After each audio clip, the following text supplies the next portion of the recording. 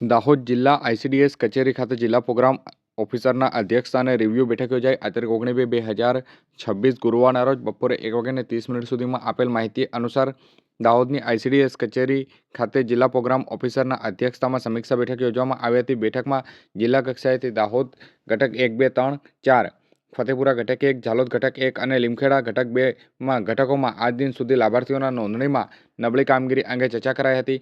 નબળી કામગીરી ધરાવતા સેજાના મુખ્ય સેવિકા તેમજ સંબંધિત ઘટકોના સીડીપીઓને રૂબરૂ હાજર રાખી અને કામગીરીની વિગતવાર સમીક્ષા કરવામાં આવી હતી અને નોંધણી પ્રક્રિયા ઝડપથી પૂર્ણ કરવા જરૂરી સૂચનો આપવામાં આવ્યા હતા. આગામી સમયમાં લાભાર્થીઓનો નોંધણીમાં સુધારો લાવવા માટે તેમજ યોજનાનો લાભ યોગ્ય રીતે પહોંચે તે માટે સક્રિય કામગીરી કરવાની તાકીદ કરવામાં આવી હતી. બેઠકમાં વિભાગીય કામગીરીને વધુ અસરકારક બનાવવાના મુદ્દાઓ પર ચર્ચા કરી અને સમયબદ્ધ આયોજન સાથે કાર્ય કરવાની દિશામાં માર્ગદર્શન આપવામાં આવ્યું હતું.